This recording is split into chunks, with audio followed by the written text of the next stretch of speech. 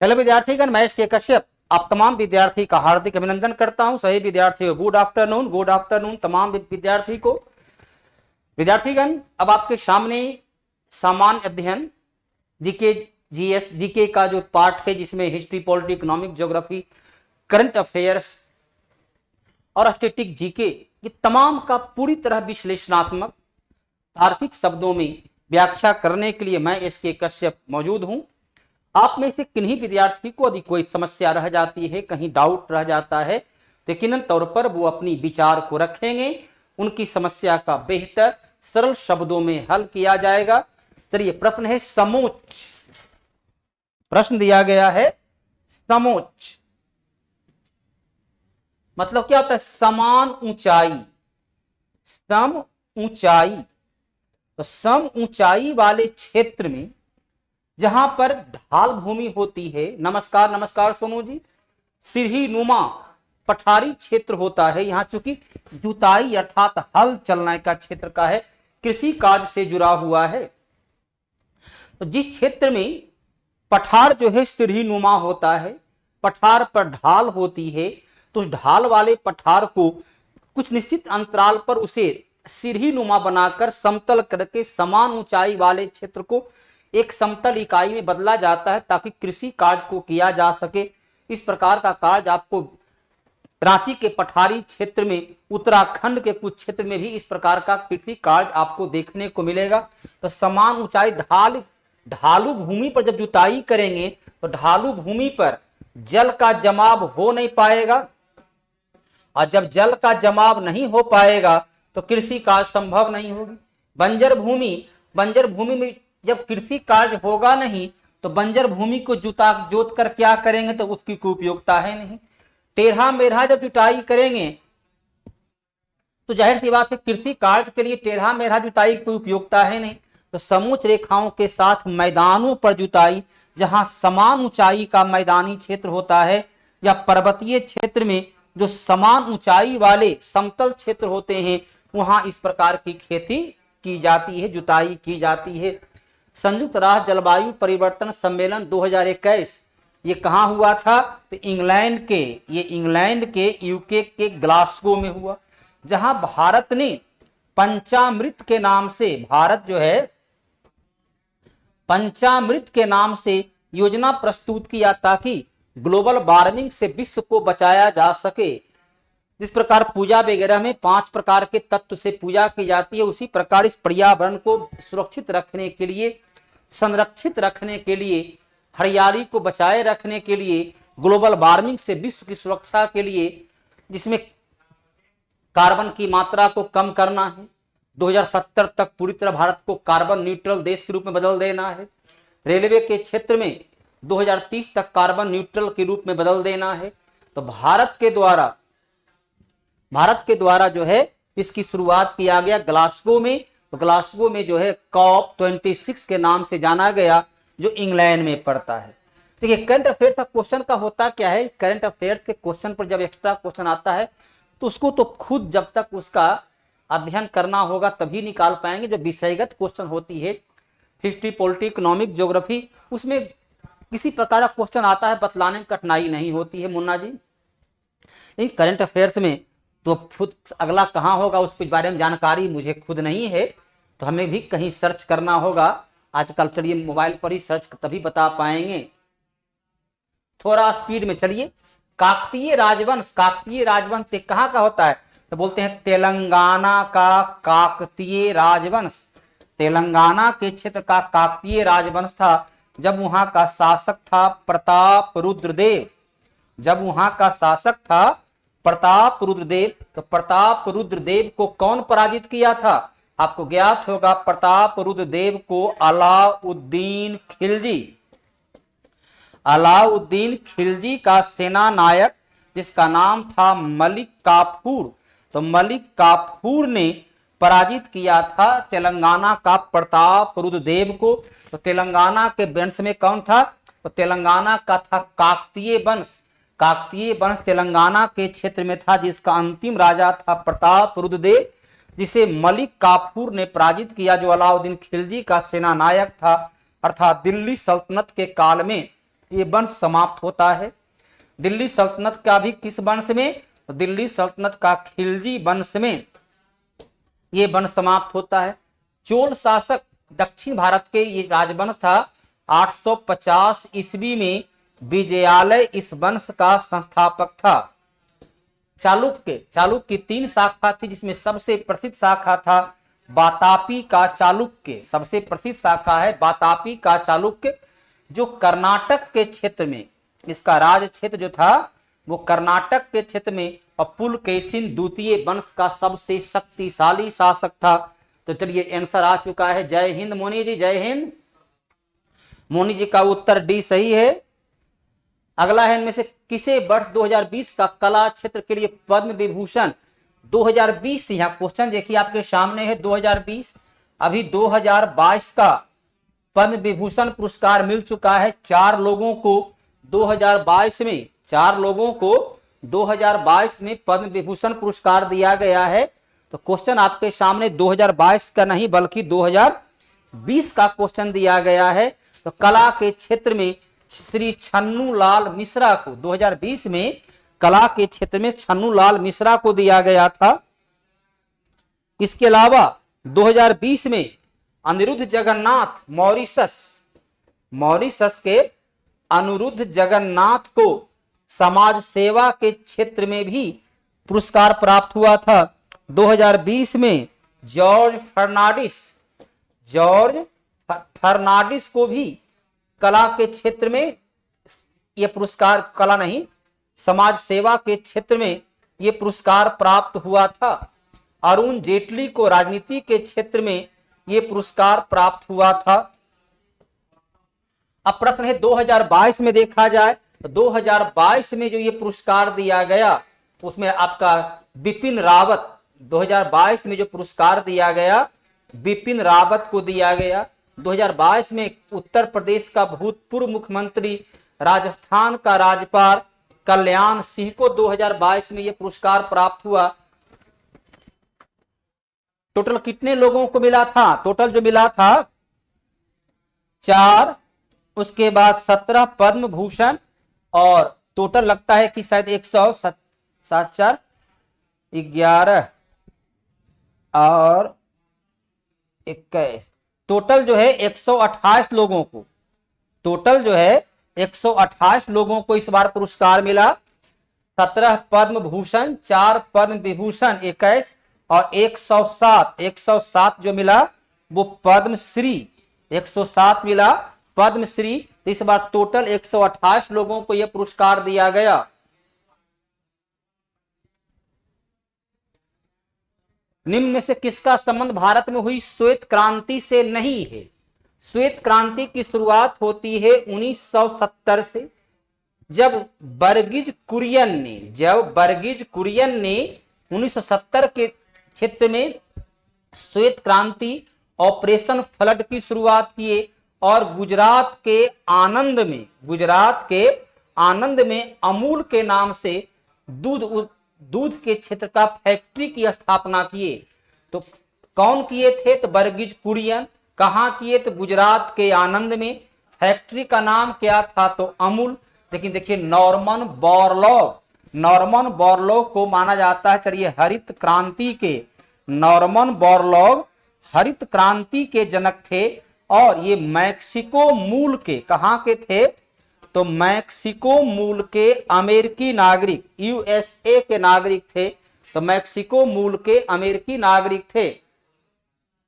Answer Moni जी आपका D उत्तर आ चुका है। इसके अलावा और तो तक किन्हीं का उत्तर है नहीं। एक गुप्ता राज जी, पता नहीं किस क्वेश्चन का उत्तर है। गुप्ता राज आपका भी डी सही है। उत्तर है बर्गिज कुरियन, सॉरी उत्तर जो है नॉर्मन बोरलॉग। उत्तर कौन होगा? उत्तर होगा नॉर्मन बोरलॉग। उत्तर होगा नॉर्मन बोरलॉग। तो मुन्ना कुमार आपका उत्तर सही है, मोनी आपका सही है। Pankaj Kumar, PC Mahalanobis in India, PC Mahalanobis जो थे भारत के सांख्यिकी विद थे। पीसी महालानोबिस के नेतृत्व में ही पहला राष्ट्रीय आय आयोग का गठन किया गया था। चलिए अगला प्रश्न, प्रश्न संख्या 27 कहता है निम्नलिखित में किस भारतीय राज्य को 1972 तक north east frontier agency, frontier मतलब क्या होता है, सीमा। अब सीमा पर देखिए कौन रहा, अरुणाचल प्रदेश भारत का सबसे पूर्वी भाग होता है। अरुणाचल प्रदेश को ही नॉर्थ ईस्ट फ्रंटियर एजेंसी के नाम से जाना जाता था, जो भारत का सबसे पूर्वी भाग हो जाता है। और पूर्वोत्तर भारत में सबसे अधिक क्षेत्रफल वाला, पूर्वोत्तर भारत का सबसे अधिक क्षेत्रफल वाला राज्य भी हो जाता है अरुणाचल प्रदेश। तो अरुणाचल प्रदेश को ही नॉर्थ ईस्ट फ्रंटियर एजेंसी के नाम से जाना जाता था। और अरुणाचल प्रदेश को 1986 के अधिनियम के आधार पर 1987 में राज्य का दर्जा दिया गया। 1987 में इसे राज्य का दर्जा दिया गया। मिजोरम को भी 1987 में राज्य का दर्जा दिया गया। मेघालय को 1971 के अधिनियम के आधार पर 1972 में राज्य का दर्जा दिया गया। और नागालैंड को 1963 में राज्य का दर्जा दिया गया। हाँ एकदम सही है सोनू जी, 1987 में उसे राज्य का दर्जा, देखिए आपके बोर्ड पर मैंने लिखा 87 ही लिखा है। अरुणाचल प्रदेश, चलिए 2023 तक औद्योगिक रूप से उत्पादित विश्व खाद्य आपूर्ति निम्नलिखित में किसे समाप्त कर देने का, ट्रांस फैट, ये जो वसा होता है सबसे निम्न कोटि का वसा माना जाता है, जो बाजार में मार्केटिंग के क्षेत्र में तला भुना हुआ जो पदार्थ से बना होता है, जिसमें आपका देखिए समोसा इसमें शामिल होता है। इसमें तला भुना क्षेत्र जो बाजार में बड़े पैमाने पर उपलब्ध किया जाता है, छोले भटूरे या क्या नाम होता है, छोले भटूरे। इसी प्रकार जो है बर्गर पिज्जा में भी कुछ जिस प्रकार से उसको गर्म किया जाता है, तो इसमें बर्गर वगैरह को रखा जाता है, जो तेल को, एक ही तेल को बारंबार उसमें तेल डालते हैं, फिर उसे गर्म करते हैं, जिससे कि वह एक प्रकार का स्वीट पॉइजन के रूप में बदल जाता है और विभिन्न प्रकार का है कि हार्ट के रोग का एक बहुत बड़ा कारण बन गया है ये ट्रांस फैट। तो WHO के द्वारा है कि 2023 तक इस प्रकार का जो बाजार में तला भुना चीज होता है, जो पैकिंग की जाती है, जो सेहत के लिए बेहद नुकसानदायक है, उसे समाप्त कर दिया जाए। उसका प्रयोग हम लोग बिहार में देखिए बड़े पैमाने पर लोग जो है समोसा, आजकल जो है एक फैशन हो गया है, बर्गर पिज्जा, कौन कौन सामान को मंगा करके मार्केट से मंगा करके लोग खाते रहते हैं। कौन सा विश्व का एकमात्र संचालित U-233 ईंधन कामनी कहां है, तो कामनी पड़ता है कलपक्कम, कामनी है कलपक्कम अर्थात मद्रास का परमाणु ऊर्जा केंद्र कलपक्कम में U-233 का प्रयोग होता है, जबकि अन्य जगह जो प्रयोग होता है U-235 और U-239 का को प्रयोग में लाया जाता है। अप्सरा भारत का पहला नाभिकीय रिएक्टर जिसकी स्थापना 1956 में महाराष्ट्र के ट्रॉम्बे में हुआ। ध्रुव, यह भी जो है महाराष्ट्र में ही है, यह भी भारत का परमाणु ऊर्जा का क्षेत्र है जो महाराष्ट्र में है। तो कामनी में U-233 फ्यूल का प्रयोग होता है, जबकि अन्य जगह U-235 और U-239 का प्रयोग होता है। वर्तमान समय में ऐसा माना जा रहा है कि भारत के आंध्र प्रदेश में दुनिया का सबसे बड़ा यूरेनियम भंडार हो सकता है, जैसा कि प्रारंभिक खोज के द्वारा ज्ञात हुआ है। वर्तमान समय में झारखंड के जादूगोरा में यूरेनियम प्राप्त होता है, और यूरेनियम का ही एक होता है थोरियम, जो केरला के समुद्री तट के रेत में बड़े पैमाने पर वह पाया जाता है, जो दुनिया का सबसे बड़ा थोरियम का भंडार। और शायद आंध्र प्रदेश में दुनिया का सबसे बड़ा भंडार मिलने की संभावना व्यक्त किया गया है। रिजर्व बैंक का कार्य नहीं है। रिजर्व बैंक का गठन हुआ 1 अप्रैल 1935 को। इसका राष्ट्रीयकरण हुआ था 1 जनवरी 1949 को।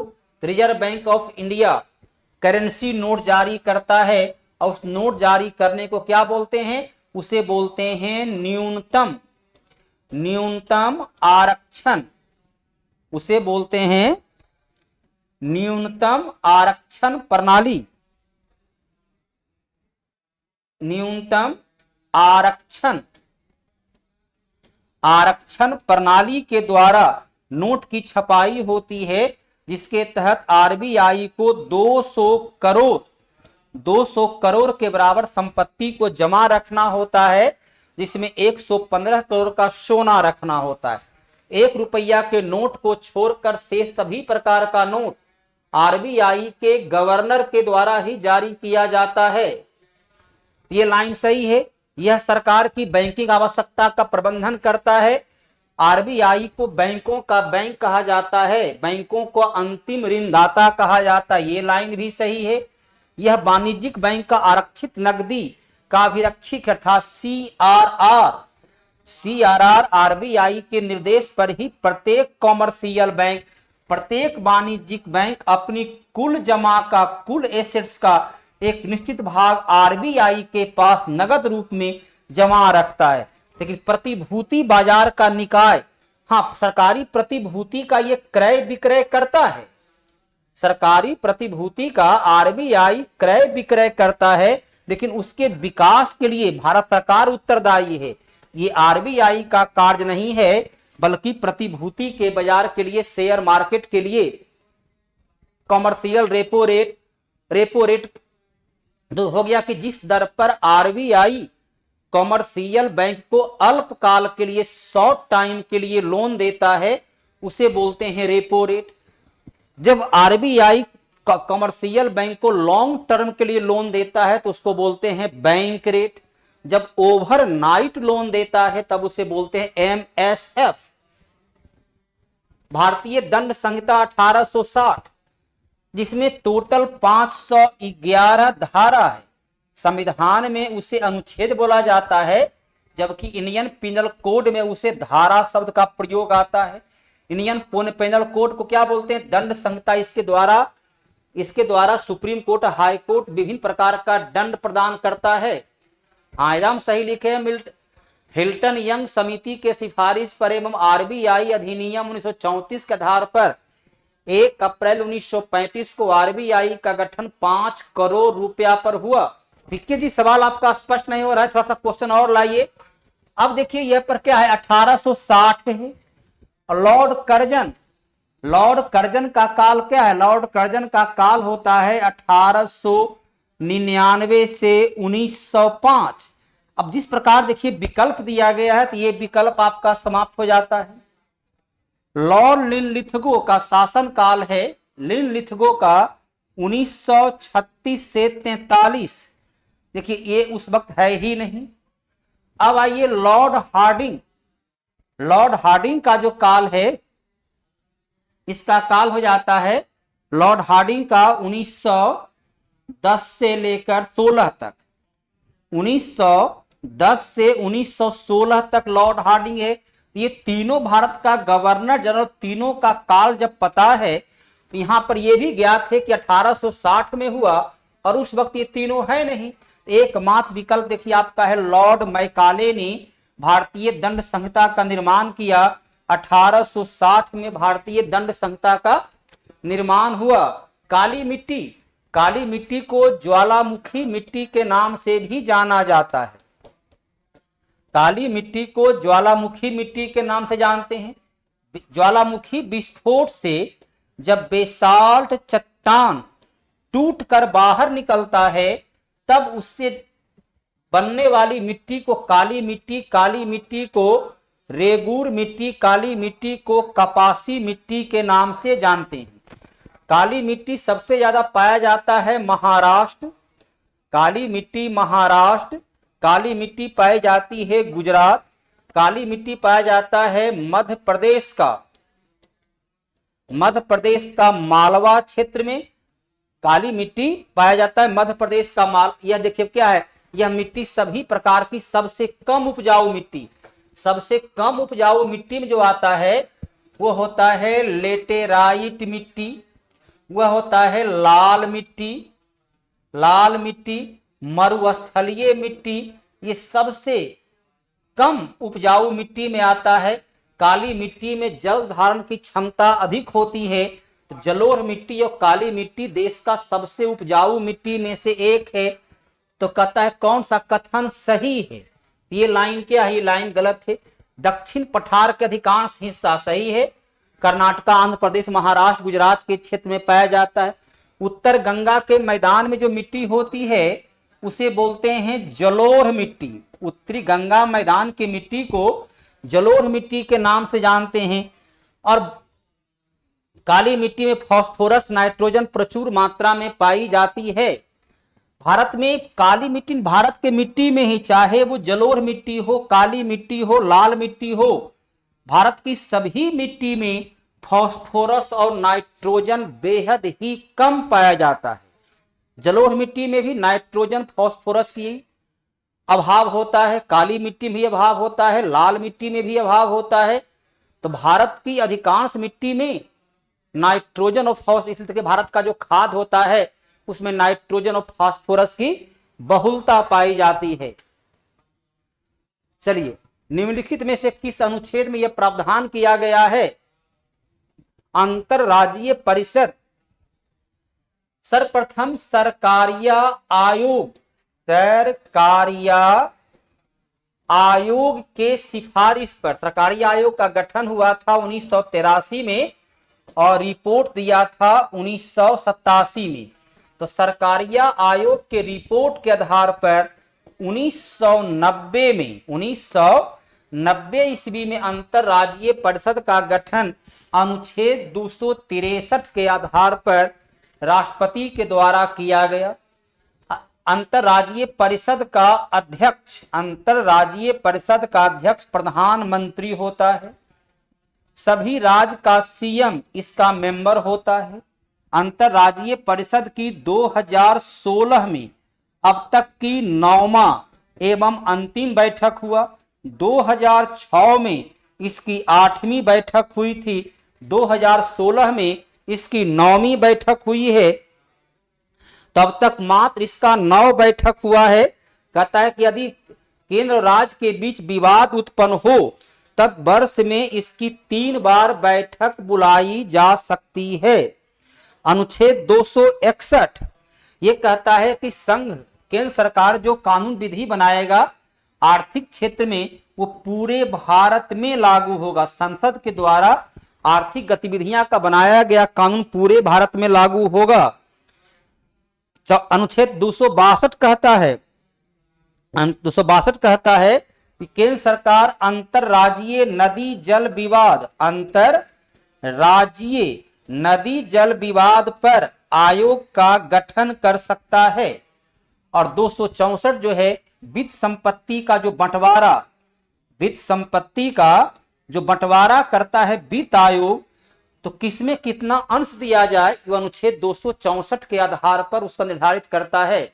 हाँ, अनुच्छेद 143 कहता है कि राष्ट्रपति किसी भी विषय पर सर्वोच्च न्यायालय से सलाह मांग सकते हैं। 287 में जो है, ध्यान रखिए कि 263 से लेकर 300 तक केंद्र और राज्य के बीच के संबंध का प्रयोग करता है। तो अनुच्छेद 287 में वह दिया गया है केंद्रीय कर में जो राज्य को हिस्सा मिलेगा, कौन कौन सा कर टैक्स होगा, उसमें जो राज्य को हिस्सा मिलेगा उसका वर्णन किया गया है 287 में।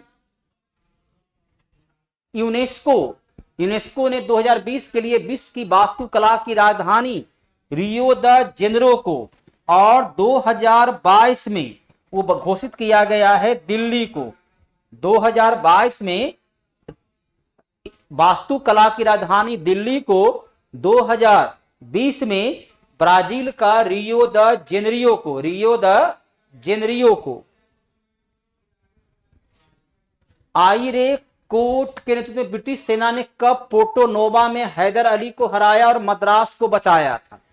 हैदर अली, अब देखो हैदर अली के बीच जो युद्ध हुआ है, तो पहला आंग्ल मैसूर युद्ध हुआ आपका 1767 से 1769 तक। दूसरा मैसूर युद्ध हुआ 1780 से 1784 तक, जिसमें दिसंबर 1782 में हैदर अली की मृत्यु हो जाती है। तब यहां पर देखो एक है 1761, तो एक विकल्प समाप्त हो जाता है। 71 में कोई युद्ध हुआ ही नहीं, इसलिए विकल्प भी समाप्त हो जाता। 71 में जो युद्ध हुआ था, 71 में युद्ध हुआ है मराठा और हैदर अली के बीच, मराठा और हैदर अली के बीच हुआ, तो दो विकल्प आपका समाप्त हो गया, 1781 और 1780।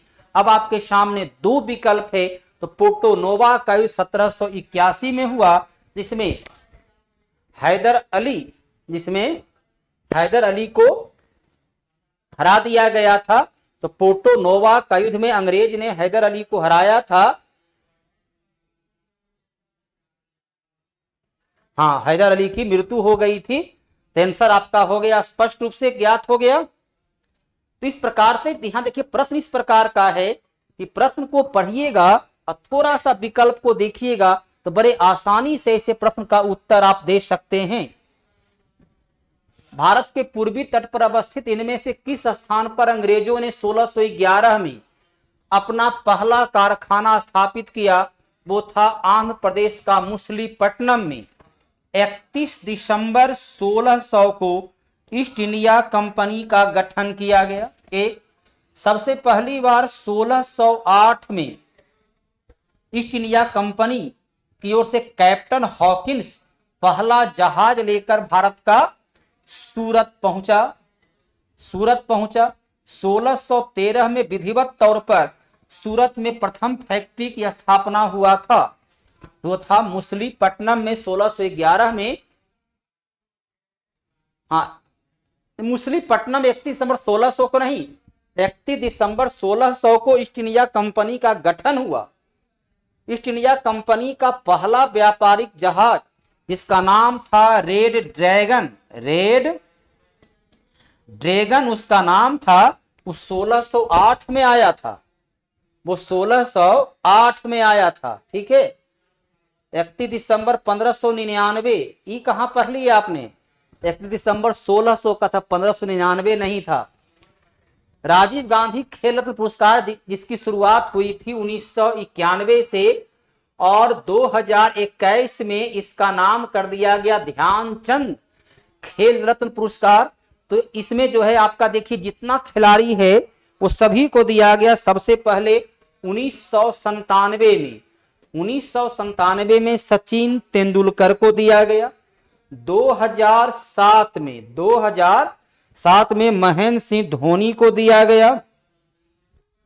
2020 में रोहित शर्मा को दिया गया और 2018 में विराट कोहली को दिया गया। तो तीसरा व्यक्ति कौन रहे? तो तीसरा व्यक्ति थे विराट कोहली, चौथा व्यक्ति थे रोहित शर्मा। तीसरा विराट कोहली, चौथा रोहित शर्मा। भारत में इंटरनेट की शुरुआत 15 अगस्त 1995 से हुआ। इंटरनेट की शुरुआत होती है 15 अगस्त 1995 से और 1998 से इसमें निजी क्षेत्र को प्रवेश मिल जाता है, ताकि निजी क्षेत्र भी इंटरनेट की सुविधा प्रदान कर सकते हैं।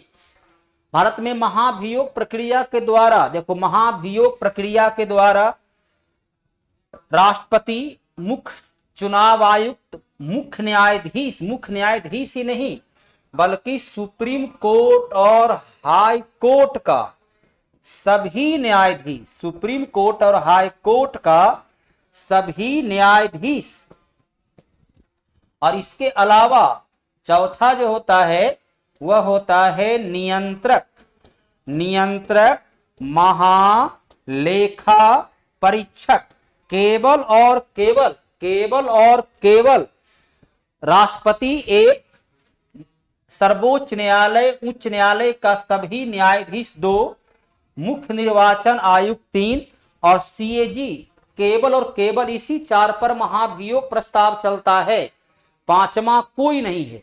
ऐसे वास्तव में महाभियोग अनुच्छेद 61 केवल और केवल राष्ट्रपति के लिए लिखा हुआ है, लेकिन जिस प्रक्रिया से राष्ट्रपति को हटाया जाता है उसी प्रक्रिया से मुख्य चुनाव आयुक्त, मुख्य न्यायाधीश को भी हटाया जाता है, प्रक्रिया समान होती है। और प्रधानमंत्री को हटाने के लिए लोकसभा में अविश्वास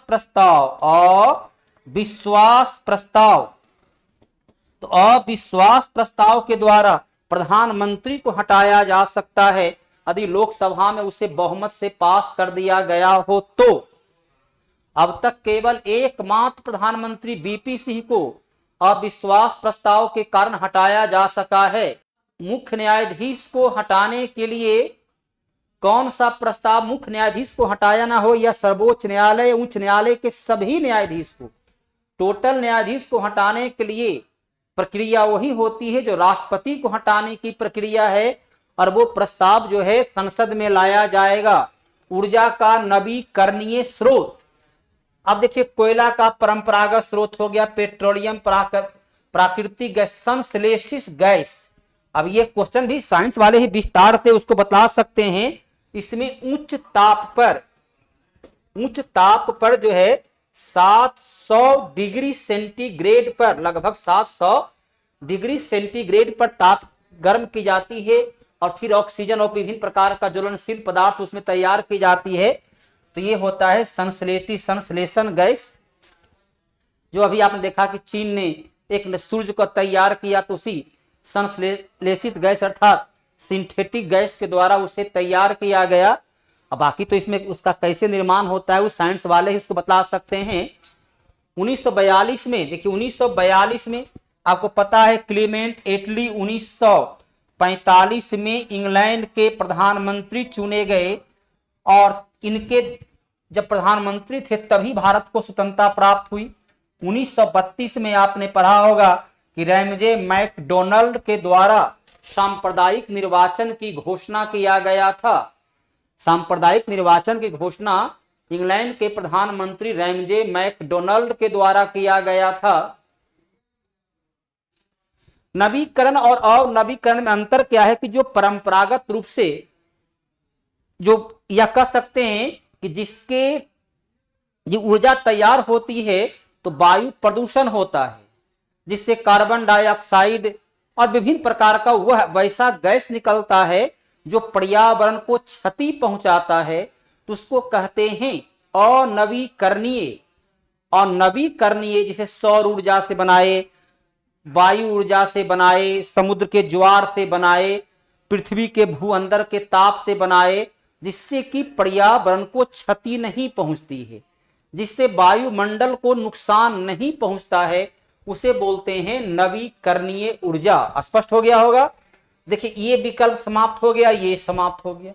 विंस्टन चर्चिल द्वितीय विश्व युद्ध में इंग्लैंड का नेतृत्व कर रहे थे और विंस्टन चर्चिल ने ही 1942 में क्रिप्स मिशन को भारत भेजा, जिसे महात्मा गांधी ने पोस्ट डेटेड चेक, अग्रिम भुगतान का चेक कहते हुए अस्वीकार कर दिए और उसमें जवाहरलाल नेहरू ने जोड़ दिया उस बैंक का नाम जो बैंक भविष्य में दिवालिया होने वाला है। भारत का इनमें से किस आनुवांशिक संशोधित फसल कानूनन खेती करने की अनुमति दी गई है? तो भारत में जो है ये है आपका बीटी कपास। आनुवांशिक रूप से संशोधित फसल क्या होता है? अभी जैसे आप धान लगाते हो तो धान तैयार हुआ, धान का फसल, और उसी में फिर से कुछ बीज के लिए आप रखते, अगला साल फिर उस उत्पादित धान में से कुछ को बीज के रूप में प्रयोग करते हैं। लेकिन जब आनुवांशिक हो गया तो जब वो फसल तैयार होगा लेकिन वह खाद्यान्न के रूप में बनाइए या यहाँ गैर खाद्यान्न होगा तो लेकिन वह बीज नहीं बन सकता है।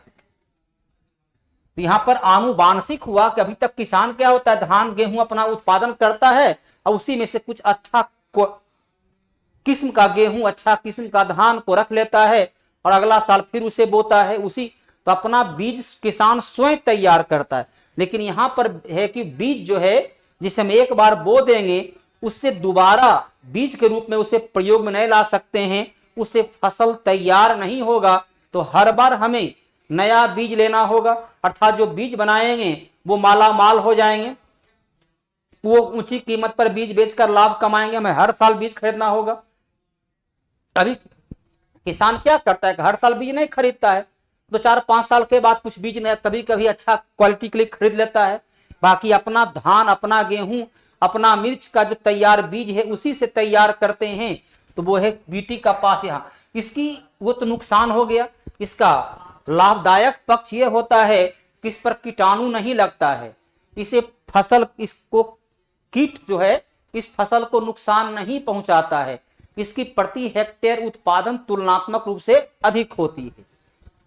निम्नलिखित में से किसने विश्व स्वास्थ्य संगठन के लिए दुनिया का पहला मलेरिया वैक्सीन भारत के द्वारा, दुनिया का पहला मलेरिया वैक्सीन जो है भारत के द्वारा ही तैयार किया गया है, और इसको तैयार करने में लगभग 30 वर्ष का समय लगा है।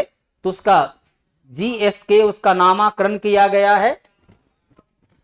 साहित्यिक कृति रत्नावली, रत्नावली प्रियदर्शिका, रत्नावली प्रियदर्शिका और नागानंद नामक 3 पुस्तक की रचना किया था गुप्त। ये हर्षवर्धन जो है वर्धन वंश का, या उसे कह सकते हैं पुष्यभूति वंश का शासक हुआ करता था। पुष्यभूति वंश को ही वर्धन वंश के नाम से भी जानते हैं, जिसका शासन काल 606 से 647 ईस्वी तक हुआ करता था। इसने 3 किताब रत्नावली, प्रियदर्शिका और नागानंद लिखा। इसका दरबारी कवि बाणभट्ट ने हर्षचरित और कादम्बरी नामक पुस्तक। चाणक्य की जो पुस्तक है वो है अर्थशास्त्र, चाणक्य की जो पुस्तक है वो है अर्थशास्त्र। शूद्रक की पुस्तक है उसका नाम है मृच्छकटिकम, शूद्रक की पुस्तक का नाम है मृच्छकटिकम। कालिदास की पुस्तक है मालविकाग्निमित्र, मालविकाग्निमित्र कालिदास की पुस्तक है। तो चारों के चारों संस्कृत के विद्वान रहे हैं, लेखक रहे हैं। यूएनईपी की स्थापना हुआ 1972 में। मुख्यालय है केन्या के नैरोबी में। यह जो है संयुक्त राष्ट्र संघ की पर्यावरण से संबंधित सबसे महत्वपूर्ण संस्था है। तो स्थापना 1972। निम्नलिखित ऐतिहासिक घटनाक्रम में नादिर शाह ने भारत पर, नादिर शाह का हमला है 1739। बंगाल की दीवानी ईस्ट इंडिया कंपनी को इसका हुआ 1765। हुमायूं ने अपने हारे हुए क्षेत्र को जीता। सरहिंद का युद्ध, उसका नाम है सरहिंद का युद्ध। सरहिंद का युद्ध हुआ कब? तो 1555। अहमद शाह अब्दाली पानीपत में मराठा को हराया तो 1761। तो सबसे पहले हुमायूं अपना जीता गया क्षेत्र 1555 अर्थात सी। चलिए सी 3 जगह है। उसके बाद है 1739 अर्थात ए। सी के बाद ए यहां भी है, चलिए ये तो खत्म हो गया, 2 बचा। उसके बाद है 1761 अर्थात डी, अर्थात आंसर आपका हो गया सी। आंसर क्या हो गया? Full form of UNEP, United Nation environment programme. Pankaj Kumar, United Nation environmental programme, United Nation environmental programme उसका फुल फॉर्म होता है। स्थापना 1972 में हुआ। अब देखिए चारों का ईस्वी सन मैंने लिख दिया। अब इसको हल करने में कदापि कठिनाई नहीं होगी। तो नादिर शाह ने दिल्ली पर आक्रमण किया और मोहम्मद सारंगीला को 1739 में पराजित किया। बंगाल का दीवानी अधिकार इलाहाबाद की संधि लॉर्ड क्लाइव और मुगल बादशाह शाह आलम द्वितीय के बाद संपन्न हुआ। हाइड्रोपोनिक्स किस प्रकार की कृषि के संदर्भता? तो साइंस का क्वेश्चन है। हाइड्रोपोनिक्स जो है क्या है भाई? इसका हाइड्रोपोनिक्स पता नहीं बाबू। जिस फसल के बड़े भूभाग में पौधे में खनिज पोषक, जिस फसल के खेती और पशुपालन तो एक साथ नहीं, खेती पशुपालन तो इसे बोलते हैं मिश्रित कृषि, इसे बोलते हैं मिश्रित कृषि। ये तो होगा नहीं। जिसमें मशीन का उपयोग करके खेती की जाती है, ये हो गया हरित क्रांति, ये तो हो गया हरित क्रांति। जिसमें पौधे के खनिज के पोषक विलयन के बिना मिट्टी का उगाया जाता है, यही आपका है बिना मिट्टी का उगाए जाने वाला फसल को हाइड्रोपोनिक्स कहते हैं। बिना मिट्टी का जो फसल को उगाया जाता है उसे हाइड्रोपोनिक्स कहते हैं। जोगियों का देश, हर्मिट ऑफ किंगडम, उत्तरी कोरिया, जापान को बोलते हैं उगते हुए सूरज का देश, उगते हुए सूरज का देश जापान को बोला जाता है। थाईलैंड, सफेद हाथियों का देश, थाईलैंड को बोलते हैं सफेद हाथियों का देश। ऑस्ट्रेलिया को बोलते हैं शुष्क मरुभूमि, ऑस्ट्रेलिया को बोलते हैं शुष्क मरुभूमि। तो हर देश का कुछ अलग अलग देश का जो उपनाम होता है, इससे जुड़ा हुआ क्वेश्चन है। ब्रह्मपुत्र, ब्रह्मपुत्र नदी, देखो यहां पर जो तमसा नदी है, तमसा नदी को टोन्स नदी के नाम से भी जानते हैं। यह नदी मध्य प्रदेश से लेकर के उत्तर प्रदेश में आती है और अंत में यह नदी गंगा की सहायक नदी है, गंगा की ये सहायक नदी है, गंगा में मिल जाती है। तो तमसा नदी या टोन्स नदी मध्य प्रदेश से निकलते हुए गंगा की सहायक नदी है। दिहांग नदी अरुणाचल प्रदेश में जब ब्रह्मपुत्र भारत में आती तो उसे दिवांग नदी के नाम से ही जानते हैं। तिस्ता नदी ये निकलती है भूटान से और पश्चिम बंगाल में जाकर मिल जाती है ये ब्रह्मपुत्रा से। सुवर्णशीर नदी ये असम के क्षेत्र में मिल जाती है। तो तमसा नदी या टोन्स नदी इसका आंसर हो जाता है।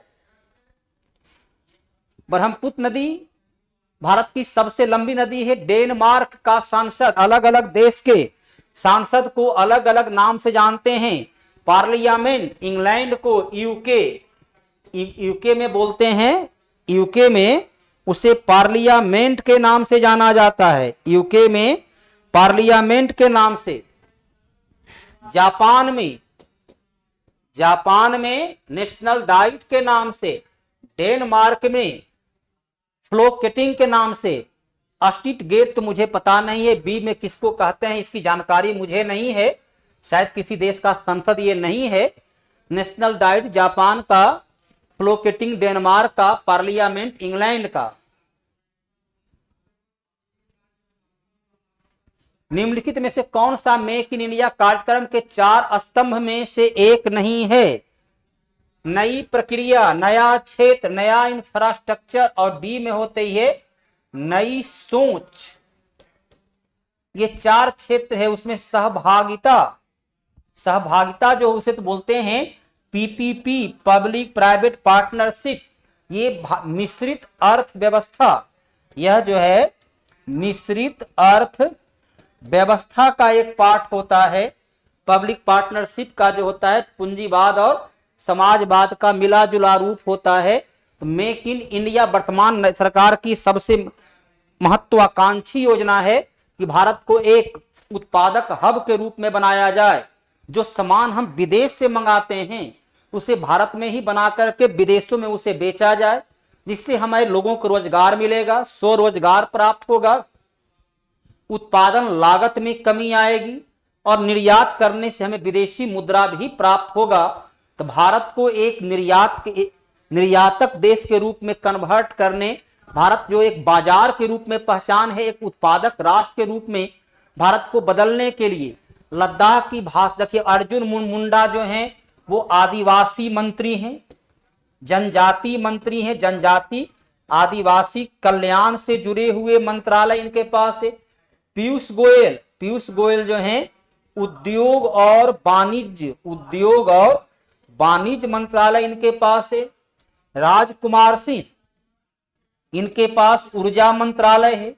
अब देखिए जी किशन रेड्डी जो हैं ये राज्य मंत्री हैं, गृह राज्य मंत्री हैं। जी किशन रेड्डी भारत के गृह राज्य मंत्री हैं, गृह राज्य मंत्री हैं, तो इनके नेतृत्व में ही बनाया गया है, ताकि लद्दाख के लोगों का, जो अभी नई नई केंद्र शासित प्रदेश, राजकुमार सिंह आरा के सांसद हैं और ये बिजली मंत्री हैं, ये जो है ऊर्जा मंत्री हैं, और ये पटना के पहले कलेक्टर भी रह चुके हैं राजकुमार सिंह। और बिजली के क्षेत्र में इतनी तीव्र गति से प्रगति हुई तो इनके मंत्रालय को उसमें काफी महत्वपूर्ण भूमिका रहा। लद्दाख जो भारत का केंद्र शासित प्रदेश के रूप में है, तो वहां की भाषा, संस्कृति, भूमि के संरक्षण के लिए गृह मंत्रालय का नेतृत्व में ही जी किशन रेड्डी जो गृह राज्य मंत्री हैं, इनके नेतृत्व में एक आयोग बनाया गया। वैशेषिक दर्शन, देखिए दर्शन 6 होता है, उसमें शंकराचार्य शामिल नहीं है। शंकराचार्य के द्वारा जो सिद्धांत दिया गया उसे बोलते हैं अद्वैतवाद। 6 दर्शन में पतंजलि का योग दर्शन, कनाद का वैशेषिक, आपका आंसर यही है। जैमिनी का है पूर्व मीमांसा, जैमिनी का है पूर्व मीमांसा, 3 हो गया। चौथा जो होता है न्याय दर्शन होता है कपिल का, न्याय दर्शन कपिल का। पांचवा दर्शन जो होता है उसे बोलते हैं उत्तर मीमांसा,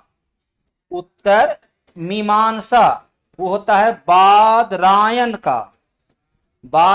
का। और छठा दर्शन जो है सांख्य दर्शन, सॉरी न्याय दर्शन है गौतम का, न्याय दर्शन गौतम, और सांख्य दर्शन कपिल का।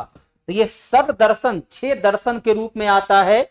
जैमिनी पूर्व मीमांसा, कनाद या उलूक वैशेषिक दर्शन, पतंजलि योग दर्शन, गौतम न्याय दर्शन, उत्तर मीमांसा बादरायण, और सांख्य कपिल दर्शन कपिल का। मोनी जी आप राजकुमार क्या लिखे हैं? तमिलनाडु के बिल ओरी बीजा उत्सव निम्न से किस महीने में मनाया जाता है? अलग अलग राज्य में अलग अलग महोत्सव होता है, और वह महोत्सव किसी भी एग्जाम के लिए काफी महत्व का होता है, विशेषकर रेलवे में। इस प्रकार का क्वेश्चन आज के दौर में बारंबार, एक बार नहीं बारंबार इस प्रकार का क्वेश्चन जो है पूछा जाता है। तो अलग अलग महोत्सव से जुड़ा हुआ क्वेश्चन का अभी के दौर में काफी महत्ता है, काफी उसकी उपयोगिता हो जाती है। तो हर राज्य का अपना अलग अलग लोक महोत्सव, लोक उत्सव होता है। लोक महोत्सव, लोक उत्सव से जुड़ा हुआ क्वेश्चन आज के दौर में देखिएगा, रेलवे का कोई भी सेट हो, आपका 4 सेट अभी जो हाल ही में एग्जाम हुआ, आने वाला चलिए 3 दिन है, इस प्रकार का क्वेश्चन जो है बारंबार पूछा जाता है। यह तमिलनाडु के बेलीबल ओरी बीजा जो है, वहां धान की फसल की कटाई होती है। धान की फसल कटाई अगस्त माह में होती है, तो ये अगस्त माह की योजना है। और अगस्त माह में वहां पर फसल कटाई से जुड़ा हुआ, क्योंकि तमिलनाडु में धान की फसल जो है वर्ष में 2 से 3 बार वहां धान की फसल की कटाई हो, ये बोया जाता है। तो सेट यहीं पर समाप्त है। अंतिम क्वेश्चन है, आपको पढ़ाई कैसा लगा? आप यकीनन तौर पर अपना विचार जरूर प्रकट करेंगे। मैंने बराबर कहा है, यदि किसी प्रश्न में या किसी विकल्प में कोई डाउट हो, किसी प्रकार का प्रश्न का और भी व्याख्या की आवश्यकता महसूस करते हो, तो आप अपना विचार देंगे, उस समस्या का समाधान मैं करूंगा। धन्यवाद।